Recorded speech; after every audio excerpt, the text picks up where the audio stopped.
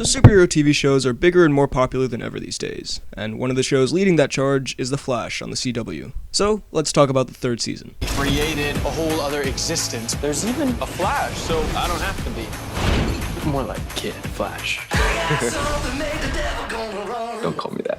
Also, yes, I know, once again, I'm super late to reviewing a TV show, a BHL Hudson classic. Just wait until I get to Agents of S.H.I.E.L.D. Season 4 in, September. But since this show's been out for a while now, I'm talking full spoilers here. So, you've been warned. And you know what, I just want to make this clear up front. I get a lot of comments saying, "Oh my god, I always agree with exactly what you say. It's so weird." But it's been brought to my attention on Twitter that this is the first time a lot of people really disagree with me. In a nice and mature way and all, but still. So just be warned, this may be the first time that you have a differing opinion to me. Because I honestly kind of loved The Flash Season 3. Okay, look, we're gonna switch it up a bit from my usual formula. So let's talk about all the negative things first. Cause yeah, even though I really enjoyed this season, it sure ain't perfect. Look, as you'd expect from The Flash at this point, there are some very cheesy moments. I'll talk about why most of those didn't really annoy me, but there are a few, especially towards the start, that are just kind of eye-roll worthy. There's some super cliche dialogue sometimes, and occasionally just some pretty cringe-worthy moments. Less so than previous seasons, I'd say, but they're still there. Also, that crossover with Supergirl and Arrow, it was a fun episode, but A, I don't watch Arrow, Supergirl, or Legends of Tomorrow, so I never actually got the resolution to that, and B, it didn't really flow with this season's story. Like, they clearly wanted to have a crossover episode, and it felt quite shoehorned in. Also, I don't watch Supergirl, so I imagine there's probably a reason for this. But when they go to get the best heroes to help with these aliens, they get Supergirl. Question, doesn't Superman now exist in that show? Again, there's almost definitely an explanation. I just thought at the time, that's weird. And maybe they could have put in a line of dialogue saying, "Oh, I'm sorry, he's off on another planet," or something. While a lot of the special effects I thought were surprisingly good, some still look very video gamey. And there is some green screen that is just atrocious. While I like nearly all of the cast, the girl who plays Jessie Quick, look, I don't want to be mean, and maybe she isn't even that bad. It's just her character I hated. So frustrating, and unnecessarily just a jerk 90% of the time. And I didn't think her and Wally had a ton of chemistry. But really, those are kind of small things. The only real major problem I really got annoyed by in this season was that some of the drama felt really forced sometimes. And at some points it started to get extremely repetitive. Like, you know what? The drama worked for a lot of it. But then as it went along, and the same thing happened over and over and over again, where a character shares a deep secret with someone, and then asks them not to share said secret with a loved one, but then that loved one finds out about that secret, they get really mad, and it takes an episode or so and some adventure for them to forgive the character again. That exact thing happened maybe 5 times. And it worked for some of those, but for some of the others, it just felt really contrived and out of character for some of these people. Like sometimes I found myself getting really frustrated that person A wouldn't tell person B this one thing, because I know that person B is going to find out later anyway. And those are all the bad things about the season. Now for everything else in Season 3 of The Flash, and why I had so much fun with it. Really, I felt like this season cranked up every aspect of the previous seasons in the best way. And what I mean by that is, I think this was definitely the darkest season yet, but I also think it had the most insane, fun, comic booky stuff in it. Which, if you watch my reviews for the previous seasons, you know is a big part of what I love about the show. That it knows that it's a comic book show, and it just fully embraces it. Time travel, other dimensions, going to an actual city full of gorillas. Come on, can you get more comic booky? And yet, it still managed to maintain a sense of dramatic tension throughout most of it, focusing a lot on the characters and their struggles, which again, didn't always work, but most of the time it did. The cast here was once again great, and I don't know if this is just me, but I actually feel like the acting was considerably better this season. It's still that CW, a little bit corny acting, but most of this really worked for me. Grant Gustin I still love as Barry Allen. I don't know how Ezra Miller will stack up. Candace Patton as Iris, who, when I first started watching the show, I really didn't like. I feel like she's gotten a lot better, and her character definitely had the most going on this season, what with that death sentence and all. Carlos Valdez as Cisco Ramon, once again, is very funny and likable, and just about everyone else, from Wally to Caitlin to Joe, are great. This season they added Tom Felton, aka Draco Malfoy, and he works really well. At first, he was just kind of being a prick again, which I was thinking,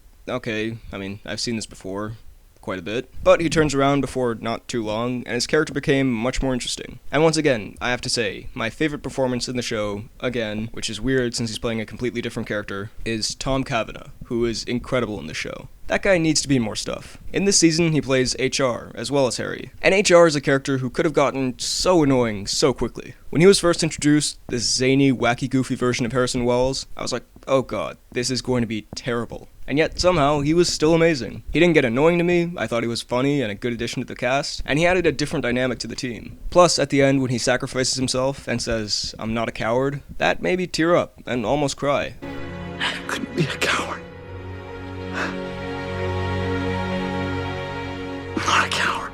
And so, before I get into that aspect a little more, I just want to give it up to Tom Cavanaugh for being a great actor. Because there are scenes where HR and Harrison Wells are interacting, and you don't feel like you're watching the same actor. It's incredible and impressive. So, bravo, Tom Cavanaugh. Now, like I was just saying there, this is probably the most emotional season of The Flash. Not just HR dying and all the stuff with Iris, but there were like 3 or 4 times in the season where I almost cried, which I personally think is kind of crazy for the Flash TV show. And the thing is, they were mostly moments between Barry and Iris, which is a relationship that at the start of the show, I really didn't buy. But now, 3 seasons in, I'm tearing up when these two are interacting. So that just kind of surprised me. The thing is, with this season, at this point I've actually gotten really attached to the characters here, and so I think I'm more forgiving of the more kind of cheesy or schlocky moments in here, and I buy a lot more of the drama. I don't know, it's hard to explain. But before, it kind of felt like I was watching a show with actors playing characters, and it was pretty fun. But now, I actually feel like I'm watching the characters, and not just actors playing them. I actually feel invested in these characters, and what goes wrong from them and all that. Which is why I think I enjoyed this season as much as I did. And every character, for the most part, gets something interesting to do here. At the start of this, I was thinking, well, Caitlin's getting a little bit boring, because she's the only one that doesn't really have much going on. And then she turns into one of the season's biggest plot points. Speaking of which, I also really like the plot of this season. With all the messing with the timeline stuff, and having to deal with the repercussions of that stuff is really interesting to me.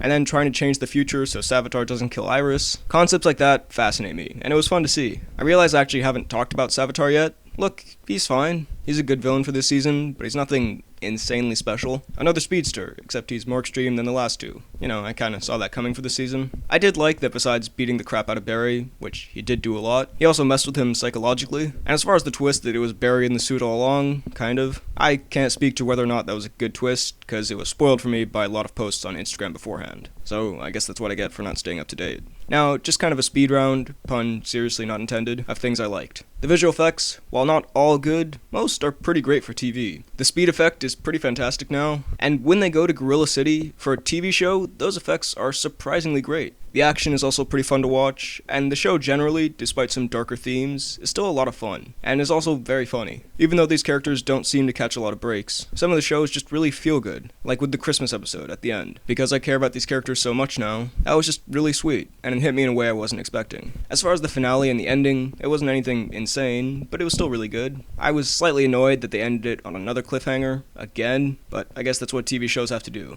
I'm assuming a lot of people wouldn't come back if they just had a happy ending for once. But yeah, of course I'm looking forward to where this goes in Season 4. Before I wrap this up, there's one last thing I want to give a special mention to, and that's Duet, aka the musical episode. Another example of a thing on the show that could have gone so horribly wrong very easily, but I thought it really worked. It was fun, it was different, the ending was great, and that song that Barry and Supergirl sing is surprisingly catchy. Never thought I'd say that. I'm your super friend. Your super friend. In conclusion, The Flash Season 3 was my favorite season of The Flash yet, and finally I feel like I'm properly invested in the show. Not flawless, but a pretty great season from a pretty great show. I'll give it a 9.3 out of 10. And before you ask, having looked back at my review of Season 1, where I am right now, I would give that season like an 8.9 out of 10, or something around that. Not a 9.4. Just want to clear that up. Also, quick little thing about my channel here just at the end. I know a lot of people will be asking where my review of Spider-Man Homecoming is. Currently, like I usually am at this time of year, I'm in a small place with one cinema that's only playing one movie, and that movie is Despicable Me 3, so I won't be able to see Spider-Man Homecoming until around the 15th. So expect my review about a week and a half late. Sorry, but there is nothing I can do about it. And yes, I will try my absolute hardest to avoid spoilers until then. So those were my thoughts on The Flash Season 3. What did you think of it? Let me know all of your thoughts down below in the comments. While you're at it, be sure to like this video, check out my Instagram and Twitter at BHL_Hudson, and subscribe for more videos like the one you just watched. Thanks for watching, and I'll see you next time.